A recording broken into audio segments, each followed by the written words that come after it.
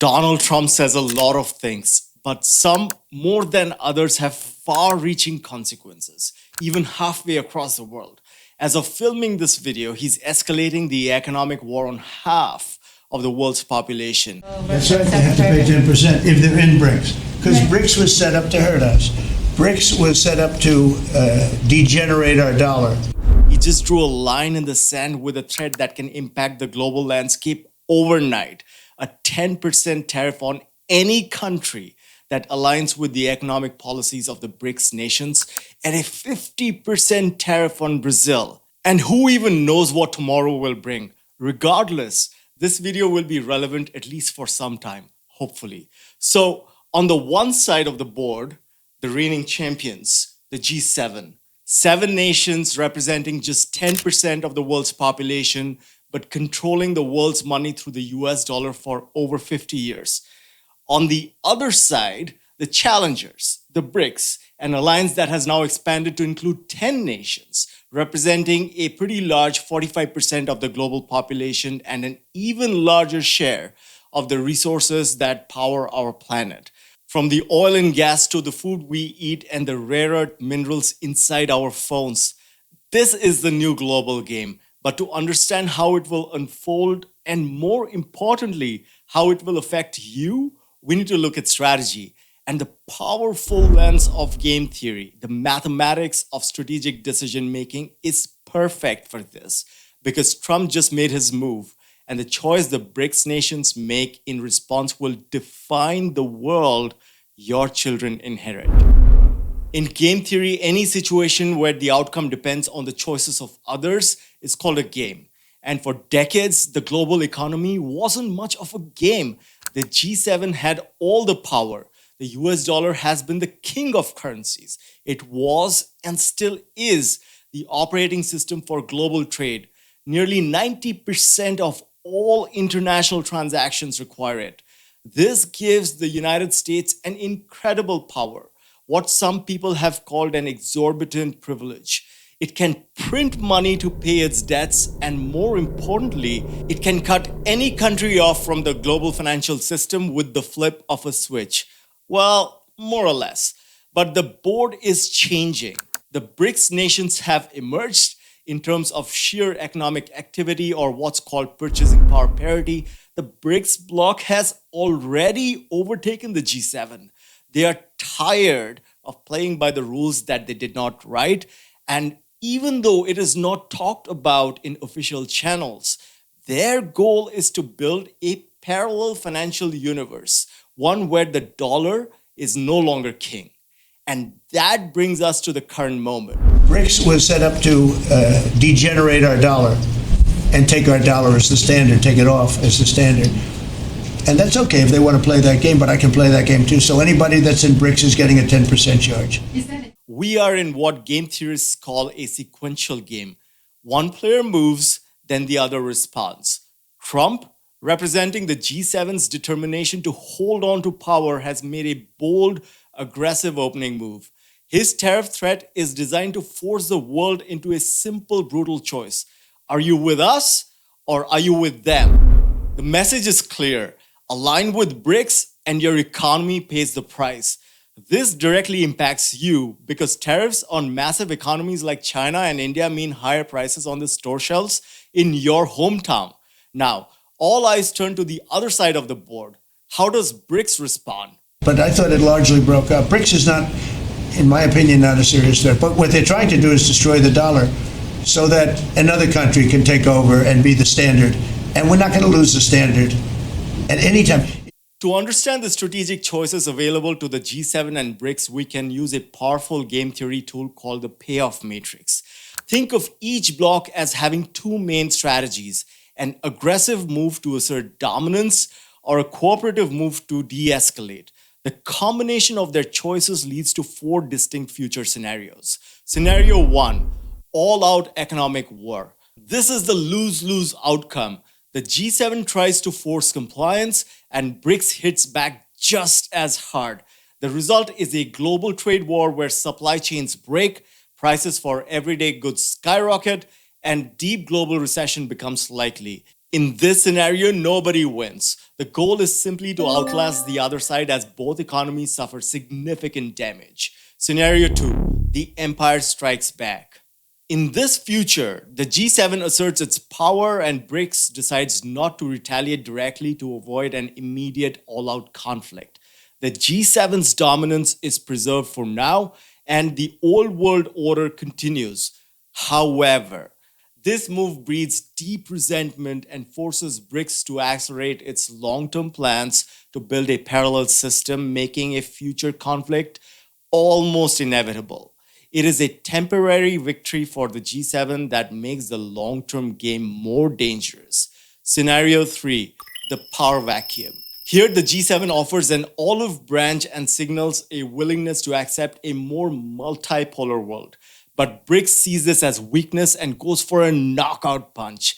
They aggressively push their own systems and challenge the G7's authority. The result is a rapid and chaotic shift in power.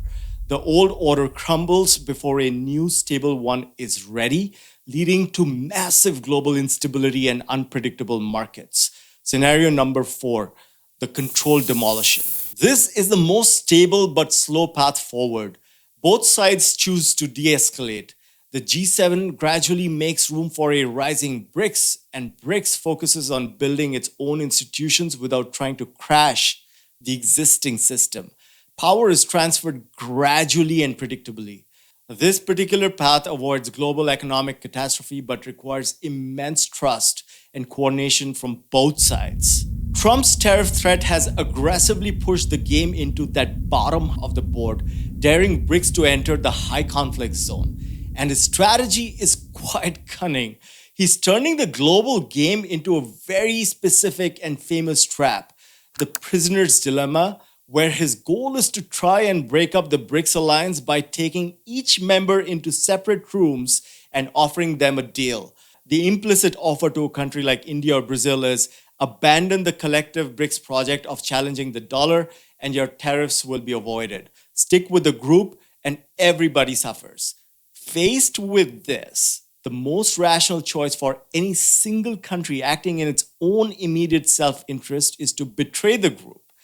But if they all betray each other, the alliance crumbles and they all remain subject to the dollar's dominance forever. Their only path to victory is to trust each other and to defy the threat together. Trump is betting that they will not do that, and he's betting on their biggest, most obvious weakness. What do you think? China's Xi Jinping is skipping the summit, sending his premier instead. We highly value and will actively participate in BRICS cooperation. We're willing to work with all parties, uphold the spirit of openness and win-win cooperation, stay true to the aspiration of unity, support Brazil in hosting a successful summit, and promote the development of big BRICS cooperation. The biggest weakness for BRICS is, well, themselves. The bloc is famously divided. China and India are geopolitical rivals with a disputed border. A democratic Brazil must balance its ties to the West. Russia is economically isolated by sanctions.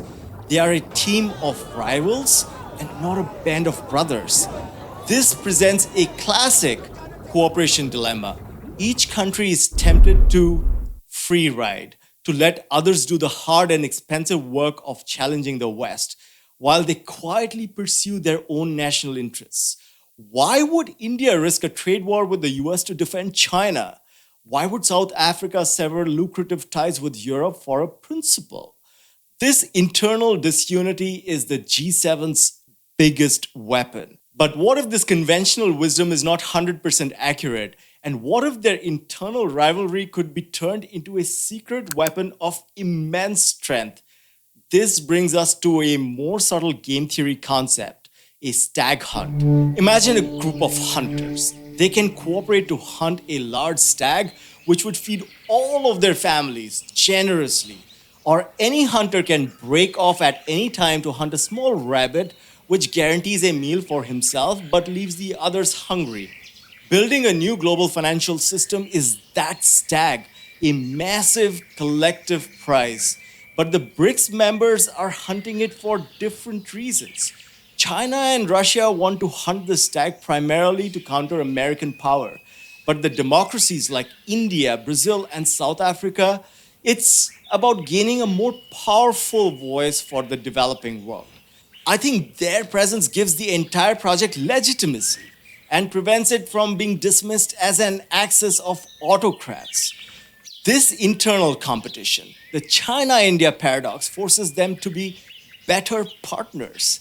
As China and India compete for influence in Africa and Latin America, they do so by offering better deals, more investment, and more attractive partnerships.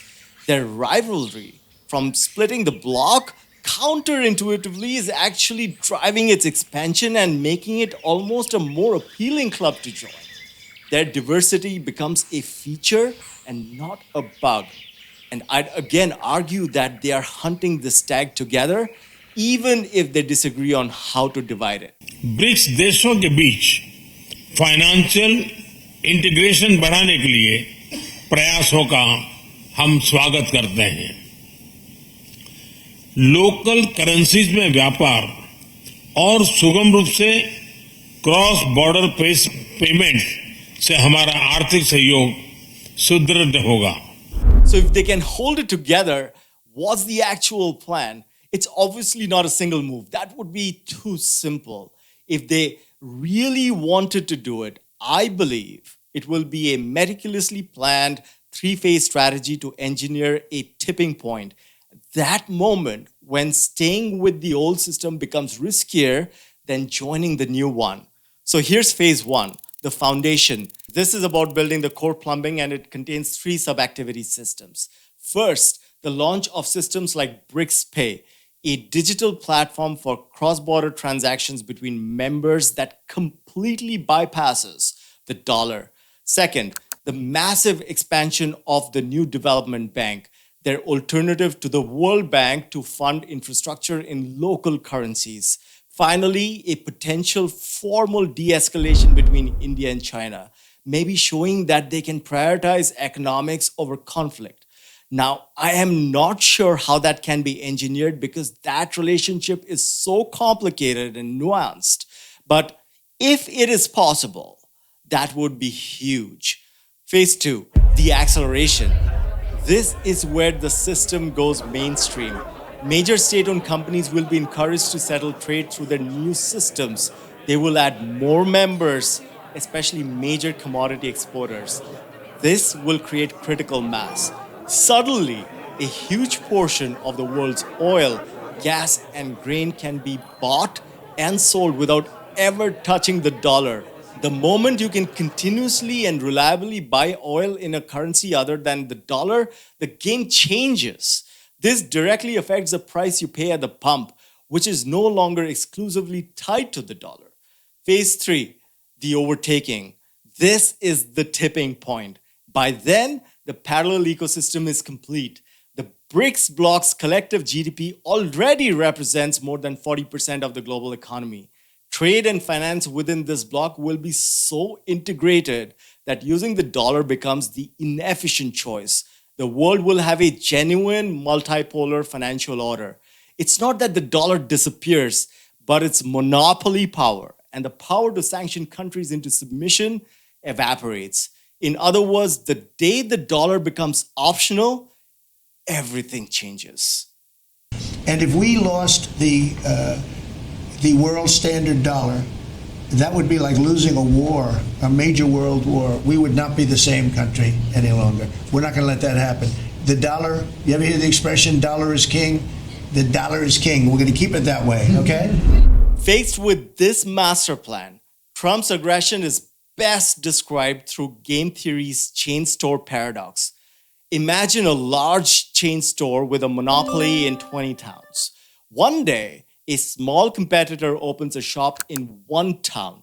The chain store can either accommodate the competitor, accepting slightly lower profits, or it can start a brutal price war to drive them out of business, even if it means losing money in its own short term. The purely rational move is to accommodate. But the chain store does that. If it does that, what happens to the other 19 towns? competition will pop up everywhere. That's why the truly strategic move for the chain store is to act irrationally. It must fight the first challenger no matter what the cost, to send a message to everybody else who wants to do that. And I'm just saying, if people want to challenge it, they can, but they're going to have to pay a big price. And I don't think any of them are willing to pay that price. This is the game that the G7 is playing right now. Trump's tariff threats are that price war. They may seem economically damaging to everyone, including the US, but they are a signal designed to maintain dominance. And he's not just talking to the BRICS nations, he's talking to every other country watching from the sidelines. The message is, challenge us and we will crush you, even if it hurts us too. But here's the paradox of this strategy. Extreme pressure can trigger what's called a commitment trap. By making the threats so severe, Trump might be pushing the BRICS nations past a point of no return, where the political cost of submission becomes higher than the economic cost of defiance. He may be giving these rivals the one thing needed to finally unite: a common enemy. So where does this all lead? Game theory suggests three possible stable outcomes or equilibria. First, Western dominance continues. In this scenario, Trump's pressure campaign succeeds. The internal divisions in BRICS prove too great. India or Brazil or someone else cuts a deal with the West, the alliance fractures, the de-dollarization dream dies, and the G7's reign continues for another generation. Second, a bipolar competition. This is the most likely outcome. A mixed strategy where both systems coexist in uneasy competition. BRICS develops its parallel institutions, but the dollar remains dominant in key areas. This creates a world of institutional arbitrage where countries switch between systems based on their needs. It's not a new Cold War, but a cool war defined by constant low-grade economic conflict. Your investments would need to be diversified across these competing systems. Third, the BRICS breakthrough. This is the least likely in the near to medium term but highest impact scenario. BRICS achieves critical mass and triggers a rapid shift away from the dollar. This could be caused by a major financial crisis in the West that shatters trust, or a geopolitical shock that forces rapid realignment. This is the world where the global economic order is fundamentally rewritten. I'd wager a bet that this probability of a scenario happening keeps improving with every passing year. Donald Trump, as a proxy representative of the G7, has made its move, a bold, aggressive defense of a 50-year-old system. BRICS, with its internal divisions but immense potential, must now respond. This is the economic reality of the 21st century being decided right now in front of our eyes. The rules of our world are being rewritten. Trump's ultimatum has forced the game from theoretical to terrifyingly real. Will the BRICS nations succumb to the prisoner's dilemma, each pursuing self-interest to the detriment of the group? Or will they see the stag hunt through to the end, risking short-term pain for the ultimate price of a remade world order? We are left with the questions that will define the next decade. Is America fighting to defend the global order or just its own power? And is BRICS building a fairer, more balanced world, or are they just building a new set of masters? The game has begun, and every single one of us has a stake in this outcome. Thank you so much for watching, and have a great day.